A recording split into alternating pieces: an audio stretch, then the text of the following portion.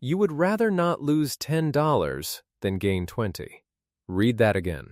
It sounds backwards, but your brain agrees with it completely. Right now, somewhere in your life, you are holding on to something you should have let go of months ago. A job, a relationship, a stock, a grudge. And the reason has nothing to do with logic. Think about the last time you almost sold something at a loss. Maybe it was a stock that dropped, or a video game you barely play but paid full price for, or a gym membership you never use but refuse to cancel. Something in you fought to keep it, not because it made sense, because letting go felt like losing. This happens to almost everyone, almost every day. You check an app one more time because deleting it feels like giving something up, even though you barely use it. You stay quiet in a meeting because speaking up risks looking foolish, even though staying silent risks nothing being solved. You keep driving the same route to work, even when a faster one exists, because the old way feels safer somehow. Why does losing something hurt so much more than gaining the same thing feels good? Why would your brain trade a better future for the comfort of not losing what it already has? Picture Sarah. She bought a stock at $50 a share. It's now worth $30. Every financial advisor she talks to says the same thing. Sell it, the company isn't recovering, put the money somewhere better. Sarah knows this. She agrees with it. And she still doesn't sell. Why? Because selling means admitting the loss is real. Right now, on paper, it still feels temporary. It still feels like it might come back. The moment she sells, the $20 is gone forever, locked in, undeniable, so she waits and waits, watching it drop further, watching the loss grow, all to avoid the one moment of pain that comes from admitting it out loud. This is not a story about bad investing. This is a story about how your brain is wired. And it has a name. It's called loss aversion. In plain English, it means your brain feels the pain of losing something roughly twice as intensely as it feels the pleasure of gaining the exact same thing. Losing $20 doesn't just feel bad. It feels about twice as bad as finding $20 feels good. Your brain isn't measuring gains and losses on the same scale, it's tilting the whole scale toward fear.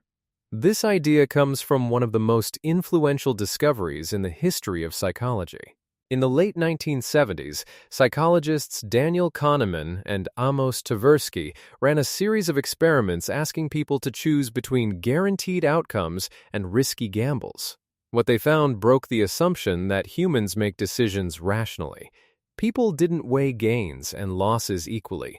They avoided losses far more aggressively than they pursued equivalent gains. Kahneman and Tversky called this framework prospect theory, and it eventually earned Kahneman a Nobel Prize in economics, an extraordinary achievement for a psychologist working outside the field of economics entirely. Here's the mechanism in plain English. Your brain evolved in an environment where losing resources could mean death. If you lost your food, your shelter, your position in the group, the consequences were often permanent and severe.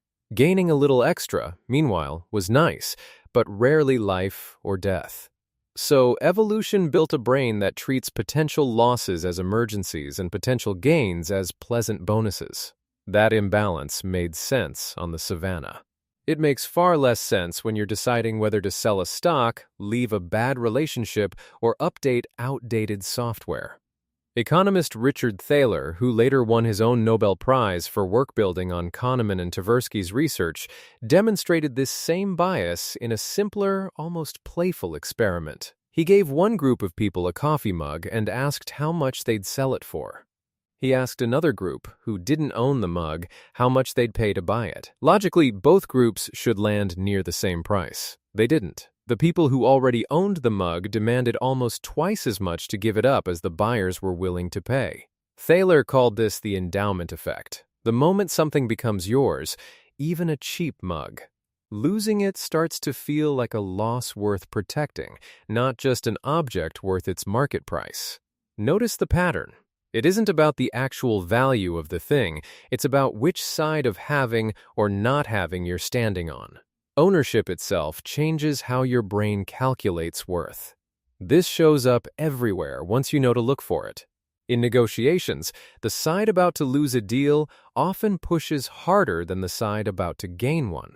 In relationships, people stay in situations long after they've stopped being good for them because leaving feels like losing years already invested, even though those years are already spent no matter what happens next.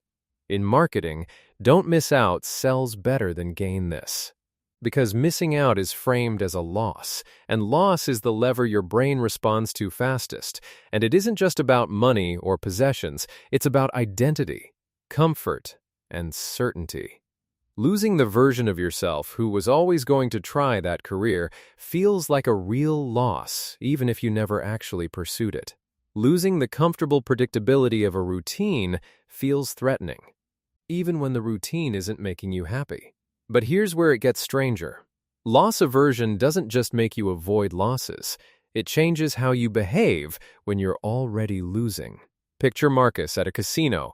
He came in with $200. He's now down to $50. A rational person, weighing the odds fresh, would walk away. Marcus doesn't. Instead, he starts making bigger, riskier bets than he would have made at the start of the night. Why would losing money make someone gamble more recklessly, not less? Because once you're already in a loss, your brain shifts strategy entirely. Prospect theory shows that when people are in loss territory, they become risk-seeking rather than risk-averse.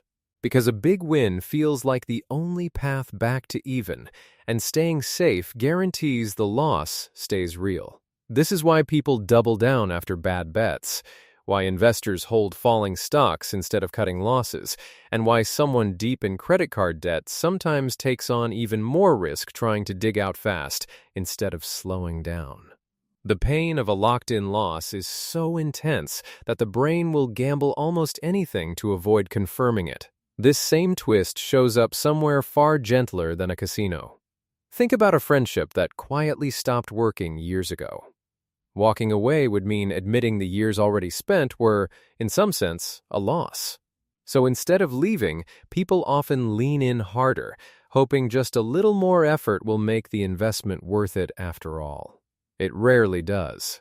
But the fear of confirming a loss can be stronger than the discomfort of staying somewhere that no longer fits. So, what do you actually do with this? You can't turn off loss aversion. It's built into how your brain is wired. But you can catch it in the moment it's steering you. The next time you feel a strong urge to hold on to something, pause and ask yourself one question. If I didn't already own this, would I choose to get it today? Not would giving it up feel bad. Would you choose it fresh, right now, with no history attached? If the honest answer is no, that discomfort you're feeling isn't wisdom. It's loss aversion, quietly protecting a decision that no longer serves you. Try it with the show you keep watching out of habit, not enjoyment.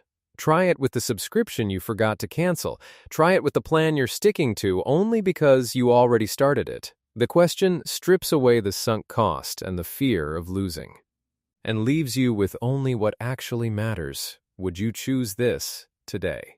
You would rather not lose $10 than gain $20.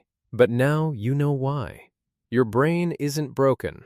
It's just still running code built for a world that no longer exists. The next time something feels too painful to let go of, that feeling isn't proof it's worth keeping.